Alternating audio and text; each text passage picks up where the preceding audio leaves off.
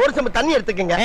அத தோசைக்கல்ல ஊத்தி அதுக்குன்னு வழக்கமா ஒரு விளக்கமாறு வச்சிருப்பீங்கல்ல? ஆமாங்க. அத அடிப்பக்கமா திருப்பி சரிங்க.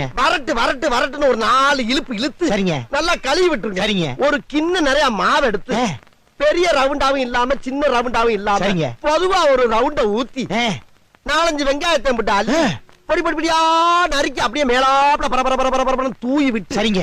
ஒரு நீளமான கேரட் எடுத்து அதையும் பொடி பொடியா நறுக்கி சரிங்க. அப்படியே மேலாப்ல பரபர தூவி விட்டு சரிங்க.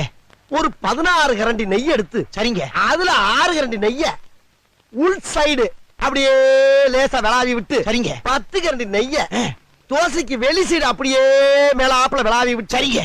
இட்லி பொடி இருக்கு பாத்தீங்களா, அத அப்படியே அள்ளி மலை சாரல் மாதிரி அதை மேலாப்ல பரபர அப்படியே பேய விட்டு சரிங்க. பொத்துனாப்ல அப்படி ஒரு பரட்டு இப்படி ஒரு பரட்டு அப்படியே ரெட்டி கலர்ல முருக விட்டு கம ஒரு ஊத்தப்பத்தை எடுத்து